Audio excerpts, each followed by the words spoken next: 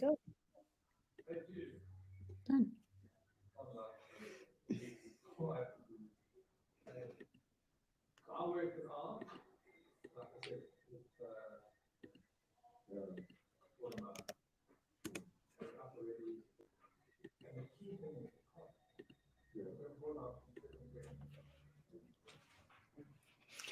I'm welcoming Anthony Hamilton Russell to my Carrie's Corner platform today. And hi, thanks so much for making time to join us on the Biz News Carrie's Corner platform. It's great to see you, Carrie, and a real pleasure. I know that it's early in the morning. You are much better at all this technology than I have been. I've got a sound engineer and I still can't get it right. I hate it. I can't stand it. So just for everybody else, we're on YouTube and we are doing a podcast and we're going to go out on FMR this evening. So we're doing too many things at once, which is probably why the studio bombs out. And I tell you why I wanted to catch up with you. I'm busy doing a few things, not a few, a lot of profiles on the entire Cape wine industry. Because I do think that at a time in the world where we are all questioning so many things, not least of which history, which I do think it's a bit of a daft thing to try and question history or change it, because we can't change it, but we can learn from it. And I think that we're in an era probably precipitated by COVID, where everybody's feeling frustrated. The world has been put on hold. A lot of us are in limbo, and a lot of people are looking, particularly in South Africa, and saying, I've got this miserable blooming life. And look at this fantastically wealthy, successful, previously advantaged situation down in the Western Cape, which is the Cape wine industry. And to a large extent, they would be right in many things. We know that. But this is not a program about unpacking the negative. This is a program about profiling the positive and the unbelievable tenacity, hard work, skill, that many people brought to the wine industry without the privilege having been given to them in the first place, other than the fact that they could actually own it in the first place. That was your only privilege that you had. So I've spoken too much. You're Anthony Hamilton Russell. You're part of that group of people who has made such a massive impact on the South African wine industry. You are the quintessential gentleman in the Cape wine industry. You're just gorgeous. One of my oldest mates, one of my most brilliant examples of how to market a brand. And you didn't inherit your wine farm. Tell us a little bit of background about you and how you got to where you are. Right. Well, very briefly, like a lot of young South 80s, finishing university at Wits, the country didn't look good. Apartheid was reaching its nemesis. The future looked bleak. And a lot of us decided basically to leave and go and build a life elsewhere. And I left and to go to the UK. I did a degree at Oxford University. And after that, worked for an investment bank, an American investment bank in London, and inevitably went off to business school in America following that, came back to London, did management consulting. And I, like many South Africans who had sort of exiled themselves at the tail end of apartheid, I just was very homesick. There are lots of things that resonate in Africa and in South Africa that you just can't find elsewhere. So you might be materially well off in your adopted country, but you're emotionally not as well off. Mandela was released in 1990, and that opened the door to me to return. It looked like there was a future for the country. And in 1991, my father, who had, I guess, with the wine farm that he had so successfully founded, actually he bought the land for 58, to put it in perspective, and built everything up from 170 hectares, not all of it farmed, obviously. But it was a very rundown piece of ground, not at all productive. And I'm proud of him for initiating the beginnings of an industry in our area, which has indirectly done great things for the town, created a lot of employment, and really been a force for good. But it was in trouble. And, from about 90... And it wasn't a wine farm. There weren't really vineyards there to speak of, were No, there? my father basically pioneered the area for viticulture. And by the time I came back, it was really to try and manage the business out of a very, very difficult situation. It had never really been something he expected to make money out of. It was his passion project. He worked in advertising very successfully, and that basically funded it. And needed to change. It was my sole means of income. The of the business when I took over was less than what I was being paid in London, and I wasn't being paid that much. But we proudly had 33 employees. So it was a big lifestyle change for me. And fortunately, with export markets, Mandela's release, we had to weather that incredibly difficult period between 1991 and the first democratic elections in 94. It was a very troubled time for the country economically, and politically. terribly volatile. We were all sitting on a Very time bomb. And, I thought literally the 2 suits I came back from London with, I thought I better look after these because I can be able to get any more. And then that's how it was. But I would have rather lived like that, happy emotionally, doing something worthwhile than carrying on earning a lot in another country, for a larger company. So anyway. Do you still think like that? And then I bought the business from my family in 94. And just to avoid any succession issues and just to be, very clear on the ownership. These things work when they're divided amongst non-working family members. It's a passion project. It's a terrible business. I mean, the economics of wine farming are not attractive. And no, that's what we need to show everybody. You're not going to get becoming a wine farmer. So anyway, that's how I got here. And, if it hadn't been for my father starting that passion project, it wouldn't have crossed my mind to do it. And I guess if it hadn't been for me, we might have easily just have been sold at some point. So, well, Anthony, interesting that. What did you study at Wits University? I did, I did botany, zoology, but my majors were genetics and zoology. So that must have pointed you in the direction. I mean, I'm just trying to find out how you found this pattern in the soil. There was everything else you did nothing pointing me. I think, just because I did do management consulting for a while for a strategic consulting firm, Bain & Company. And, we were all young, fresh out of business school with MBAs, admittedly good MBAs.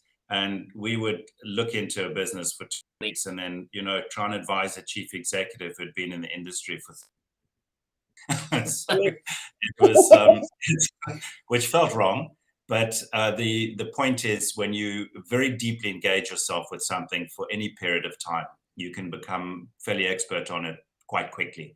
And I'm now 30 years in running Hamilton Russell Vineyards, and of a temperament that wants to understand absolutely everything in every aspect of the business. So yes. If anybody listening or watching has been to Hamilton Russell, it has to be one of the most beautiful farms. I've always said there are a few bays along the Cape Coast of South Africa, or along the coast, the Atlantic coast of South Africa, that are north facing. And that makes them the most beautiful bays geographically in the world because their climate is just perfect. Plettenberg Bay is one of them. Hermanus is one of them. Walker Bay is another one. I think there are only about 4.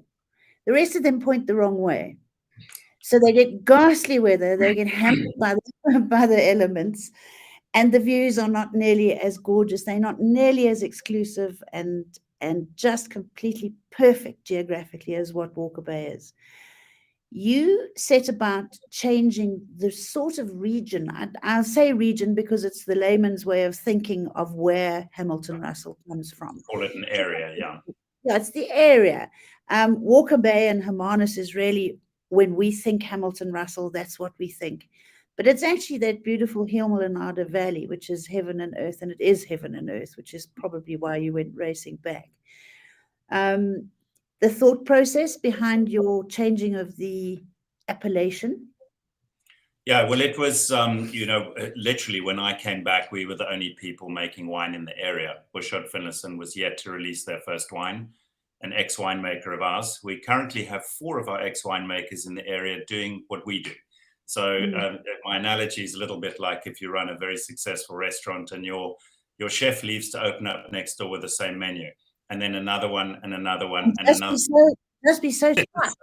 Yeah. It's initially it's a little irritating because you had the whole thing to yourself. But then after a while, you realize that you're building something in the area, that there's an industry developing with a focus, that focus might have been initiated by perhaps our early success with Pinot Noir and Chardonnay, but it's a thing you become. The feeling is the more the better. We actually want to encourage even more people to come into the Hemel-en-Aarde area and make Pinot and Chardonnay. And we're very thrilled that Buchenholz Kloof has made a significant investment, and Godfried Mock is going to be making great Pinot and Chardonnay up the road from us. So that's another fantastic. What do they call that? Do we know? That's Cup Maritime. And but so my thinking behind the creation of the Hemel-en-Aarde wine appellations was Walker Bay was our defining wine ward, the smallest unit of appellation back, in the early days. My father worked with the authorities to delimit that appellation in 1981 to accommodate the release of the first Hamilton Russell Vineyards wines in 1981. And it was an area of unusually strong maritime influence, but it did encompass many different soil types. By the time I got back, I could see that it was going to eventually lose relevance as the smallest unit of appellation. Bott River was and make wines with a slightly different focus to us. The success there was very much Chenin, Syrah, and I think Pinotage too. And then Stanford was growing up as an area as well and doing its own thing. And we wanted our appellation to indicate a certain homogeneity of style and also a degree of varietal focus.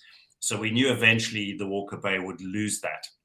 And I wanted to break away and create smaller, more relevant units of appellation, particularly for our property.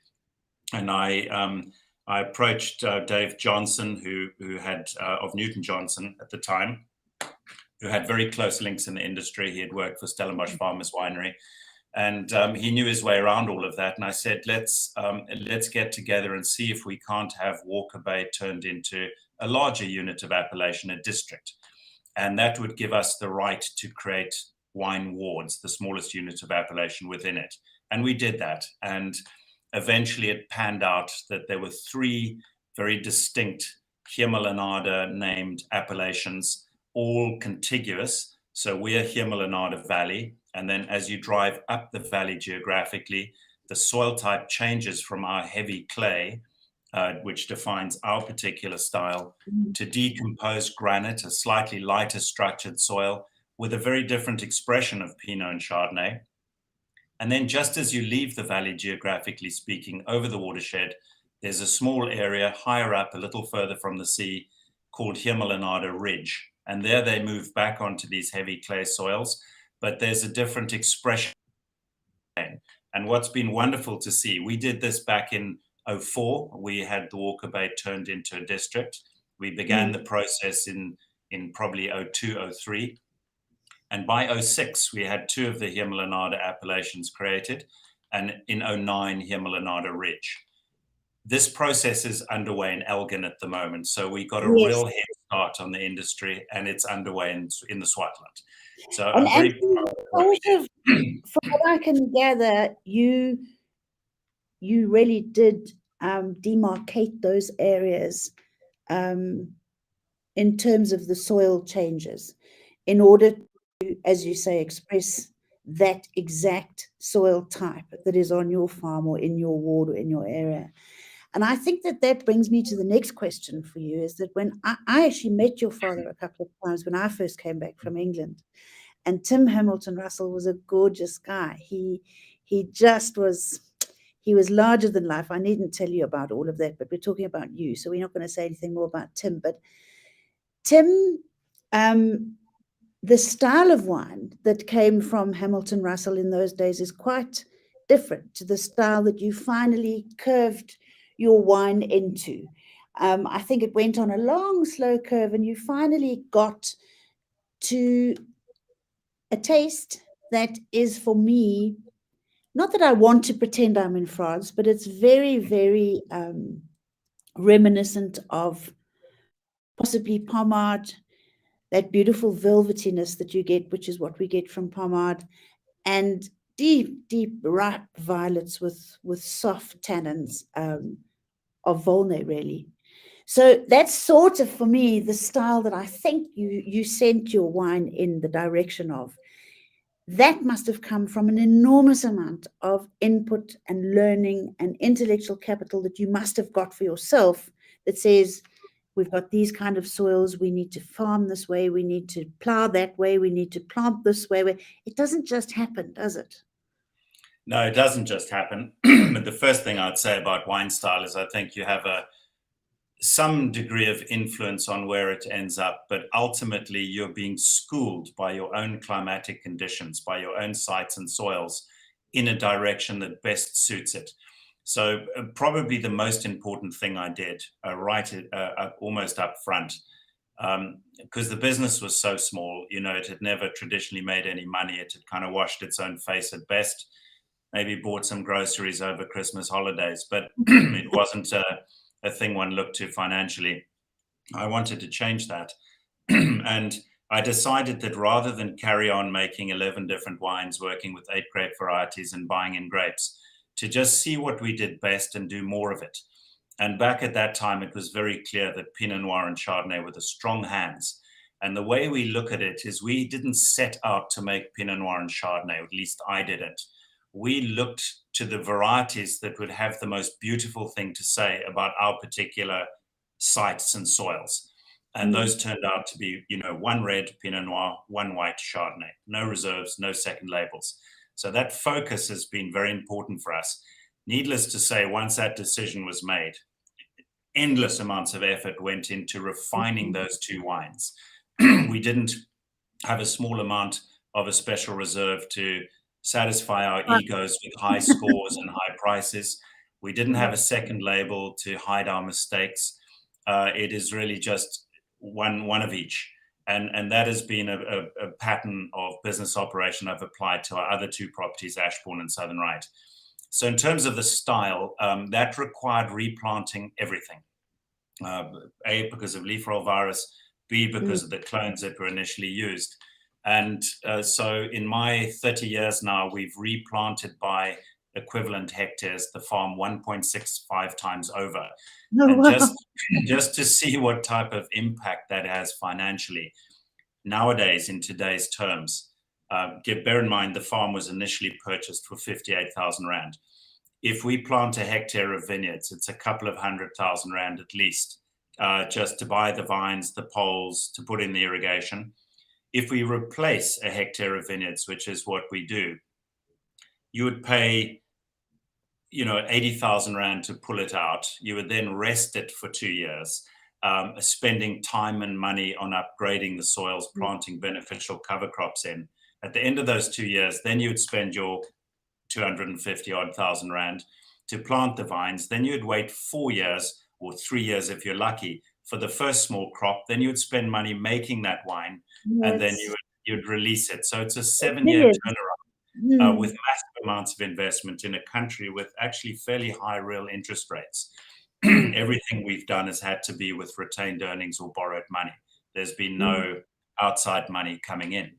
And so I'm proud of having done that without stopping to consider how expensive those upgrades are. We're not just trying to maximize income. If you start trying to add up the loss of income for those 4 or 5 years that the vines are not actually producing. That's the main point. That is overwhelmingly the biggest cost. Yeah, you can't even. And it makes no business sense. If I was your bank manager and you came to me and said, I need to borrow 10 or 15 million Rand for a hectare of Pinot Noir, I would say, Anthony, go home and smoke your socks, So it's not that. To me, a bank is is a money shop, in short. I mean, they make their money selling money to other people. And so they love us because we've bought a lot from them. Well, I always said when I was involved at Strandveld Vineyards, as you know, right at the outset, Yeah. And there was a time where we were looking to preserve names for future vintages going ahead. And everybody was getting very sort of romantic and waxing lyrical. And right on the sea there is the Agulhas Bank, as you know, where all the ships used to wreck. And they wanted to register the name Agulhas Bank. And I said, I really do think that we should, in deference to Standard Bank, we should register Standard Bank. Yeah. No, Because it's a thing. it's brand new. I think most of my peers in the industry have some degree of investment that is not bank debt, either from a wealthy family business or outside passive investors putting. So there's no pressure on cash flow by having to pay that interest back regularly. Yeah. We've avoided that, luckily, and Goodness. I know we've made banks a lot of money. We've always paid them back. There's always been enough equity as land value grown and risen, and our value has grown and risen. We don't have to worry too much. And I think the one good thing about our banking system is they are incredibly cautious. I think they're that much less likely to overlend than banks in other countries, and that's I think helped we were us. the only people who didn't crash in that big bank crash a few little while ago. South Africa was fine. Thank goodness. Well, just on that point, because a lot of people have asked us how COVID has hit us with the shutdown on sales of alcohol in this country. And it's been much easier to weather this particular storm than it was the post-2008 period. Because Really during interesting. COVID, we basically had fantastic exchange rates for our exports. We had lowish interest rates, and the banks were still on certain terms willing to loan. After 2008, by about 2011, the exchange rate was terrible, 6.5 to the dollar versus 14.8 or something to the dollar. So we made half as much exporting than usual. Interest rates went up, and the banks And were nobody really lending anything. Yeah, the banks they were didn't very want to lend money. So that was far harder to weather than this period, when really, if we're not allowed to sell wine locally, no one's stopping us exporting. And also, we used to deferred income. They didn't actually come and take our wine away from us. We still had it. So all they were saying is, you can't sell it today, but maybe you can sell it later. Whereas poor or restaurants, you can sell it anywhere else, but just not here. yes, poor restaurants. If you can't sell a table, that's gone forever. It's not like you've got it stored at the back to sell. So we really feel for the hospitality industry. And many in the wine industry, but I think at least no one was confiscating our product. We still kept our wine. That brings me to the next question that you need to elaborate and not necessarily give all your secrets away, because I think in your dotage, you can possibly run a course on wine marketing and advertising 101, and you'll probably make billions, more than you ever did out of wine farming. But for many, many years, and I travel overseas. We can't at the moment, but I travel overseas a lot. And I'm always so heartened. Any restaurant that I walk into, there is always a bottle of Hamilton Russell on the wine list somewhere. You have done, not only at home, but in America, in the UK, Europe.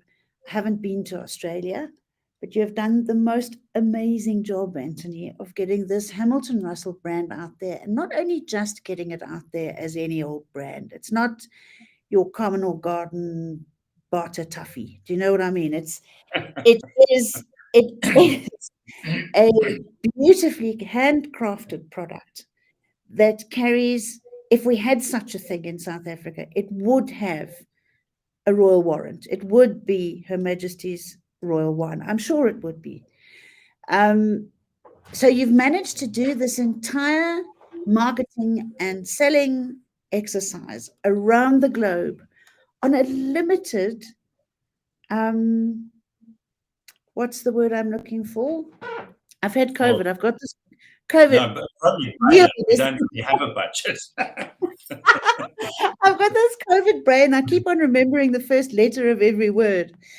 On a limited yield, I mean, you don't buy in grapes for your Hamilton Russell label. No. So I have just done what you've done now. Take take somebody who's gone and bought themselves the equivalent piece of land in the Western Cape, and they have nothing and nobody and no real clue as to how to do it. They are going to try and market a brand. They're going to try and get a name up and running that they can go into a restaurant and say, I want you to buy a few hundred cases of this Hamilton Russell, please. How do they do Well, that?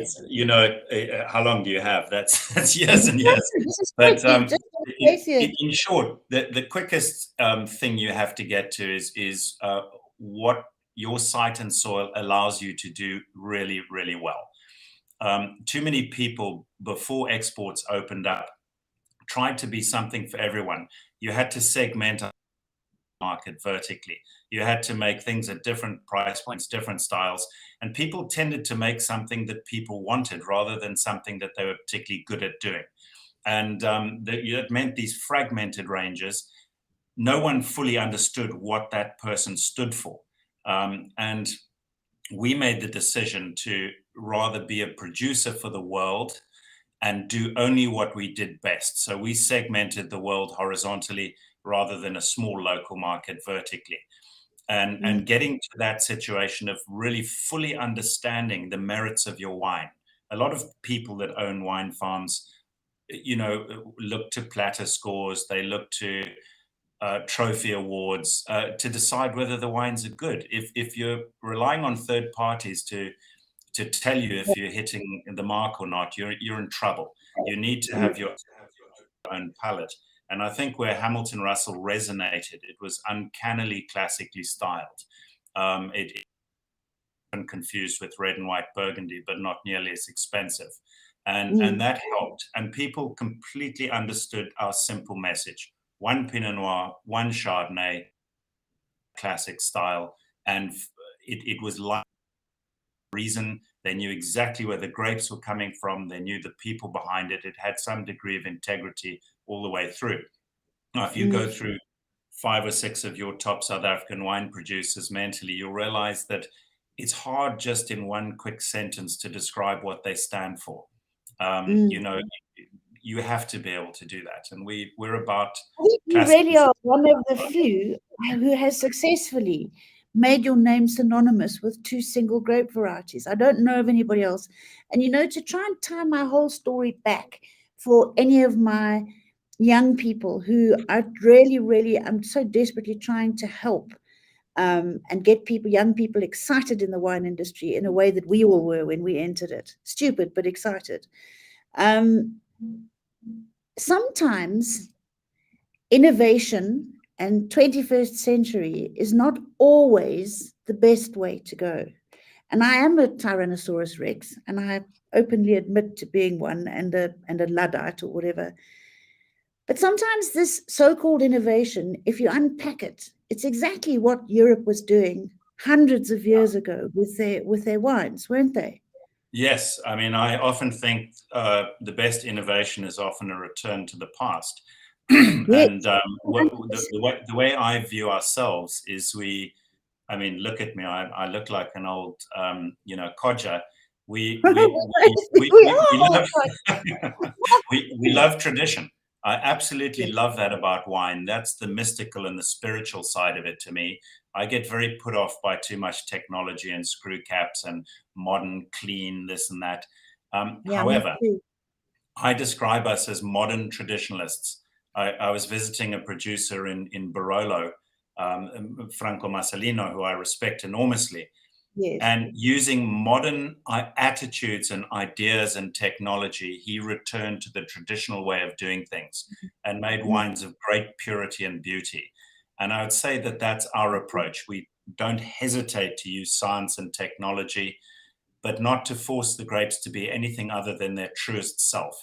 And a lot of our techniques is old as the hills. It's exactly what I'm trying to get to. So, less is more, old is good sort of thing. I really do believe that rather than trying to get too clever about everything, if we just go backwards and maybe put a little bit more time and effort and, as you say, add a splash of technology, older is is better. I have to say it is Good. better. You're not going to be shot down in flames like you can't believe how big No, it is. But I mean, I really do believe all our innovations in the vineyards are basically, moving organic. We brought that into our area. The permanent cover crops, the species diversity within the vineyards, all of these things you would have found watching monks farm special sites about absolutely. 900 years ago. But Carrie, you raise an important point, younger people and what does the industry sort of mean to them? My daughters, that it's very important to them that what they do is a force for good in some way. Yes. And the fallout and the benefit of what they do must be apparent. It's no longer just about maximizing salary. And what's lovely about the wine industry, not only is it very people intensive, you can create jobs relatively easily in the industry. Very engaged with nature and conservation in a huge way. And, well, you've got a massive reserve on your property, haven't you? We do. We are WWF conservation champions, and we take that very seriously. But one of the passions that our team has is that whole conservation ethic, and we're working very hard in our area to join up private nature reserves, surround the whole of the Hemel-en-Aarde with basically private conservation. I think we've got now close to 20 endangered species in our nature reserves that we'd look after and cherish. And it's good that I can wake up in the morning and believe that the wine is bringing joy to people, the process of making it's employing people, creating jobs. It makes people happy consuming it, and that the process of making it is actually beneficial to the environment and improving it, and also creating a tremendous tourist potential for the country. Collectively, the wine industry does an awful lot, and that's one of the big employers as well. So I just think it's a force for good. I don't really see any harm of it. And the other good thing is every scrap of the money you have is put straight back in an asset you can't take to the grave with you. It's not in a Swiss bank account. It's all not a little in bit out of my face, really, if you think of it. It goes straight the back one in. thing, though, and So one thing that I have to add, and I keep saying it, I'm privileged enough now, as you know, to be working alongside Alec Hogg and his business use team. And I think that it's become ever more apparent to me that the success of a business is 100% reliant upon the team that makes it happen. yes, But the success of the team, in turn, is 100% reliant upon the team leader. And you have been an absolutely amazing team leader at Hamilton Russell. You and Olive, who is your wife and business partner, she's an amazing woman. She's brought such an air of femininity, intellect, and light to that farm. Talita, who I've known forever, who drives that bus like a blooming Nazi conductor. She really, really does. Emil, the new winemaker, well, I say new, he's been there for a while. 7 And years anybody, now. I mean, Pearl, who you've got up your sales, anybody else I might have left out. But I just see a cohesive team led by a wonderfully spiritually intellectual person.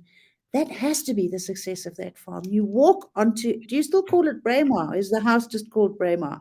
The house is Braemar name, yes. You walk into that Braemar house and you just get this air of being unbelievably privileged and special to be there. Not in a hobnobby, ghastly sort of poncy way.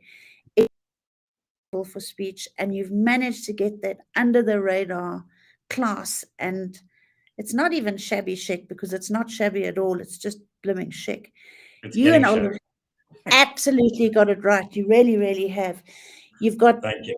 2 or 3 tips, even one fabulous tip for somebody who wants to do what you've done.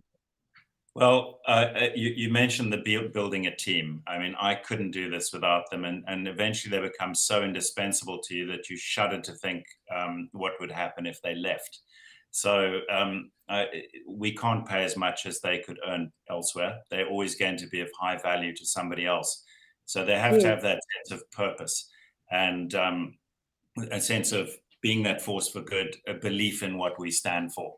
So you make the point about the team leader. I think the most important decision the team leader makes really is what direction to sail in. They might not be the person setting the actual sail or with a hand on the rudder or anything like that, or tightening all the ropes and making everything function beautifully. But they are making sure that you're not sailing over a cliff, that your broad strategy is correct. And then, we a very un-ego-driven environment. I see them as colleagues. I don't see them as employees. I hate the word boss. And they become very close, like friends. Talita's been with us 30 years. My financial manager, who's indispensable, has been with us 25 years. Our vineyard manager is coming up for 17 years. And I haven't always got that right. In the early days, I was very dictatorial. It was tough times. I was very difficult to work for and very tough on people. And correspondingly, we had relatively high staff turnover at that point. And well, now you would have been taken to the CCMA every single week, every month. Another message this old granny sending out to the youth of today: stop feeling sorry for yourselves. Roll your sleeves up and go and do hard work. That's what it takes. Really does, doesn't it? Well, we've got a very motivated team, and they're wonderful. And we had a person complete their 41st harvest with us this year, which is incredible. And another couple have retired, having put in many, many, many years of work. So, and we've shaped this place. It was open Renosterveld in a rundown farm, and collectively, everyone has turned it into what we'd like to believe is, a very successful wine estate. So it is.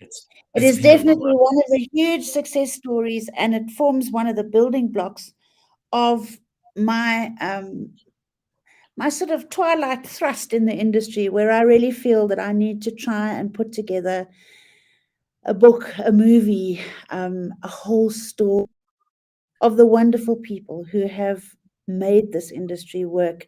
And we need to start working out ways to hand it over to the next generation of wonderful people who are going to do likewise. Anthony, thank you so much. As ever, you are just, we could have chatted for so much more, couldn't we? Haven't spoken about wine. As soon as we can get up to Johannesburg again, when we'll come and see you. We always love chatting to you, Carrie. Please. And we can actually do a follow-up on the Biz News podcast channel as well, because I think that if it piques somebody's interest, I do get people writing to me saying, won't you chat to Anthony Hamilton Russell again and ask him this or ask him that? I get lots of people who contact me. So there's always space for a follow-up. But for the meantime, I'm sorry that one of your puppies died. I'm so sorry. I saw that. Lots of love to both of you. 11 years, 8 months old is a Great Dane. Oh. As good a life and an innings as you can expect from a Great Dane. And the nice thing is we have a little graveyard on the property for the dogs. They have their own crosses with their names on. And we've got quite good at this over the years, I shudder to say. But literally, the vet comes to the house. There's a small injection. I asked him if he'd see me out as well. It looks so painless. And then already the bucky's waiting, a Maasai blanket to wrap them in. The grave has already been dug. They get lowered in, and I shovel the sand in myself with the help of, our chap who helps us around the house. And it's very quick and easy and beautiful and dignified. And I hope I go that way. Yeah, we all do. Well, lots of love to you both, and have a fabulous weekend. Thank you so much for everything that you contribute to our amazing industry. Thanks, Ant, very much. Thanks, Carrie. You've been most kind.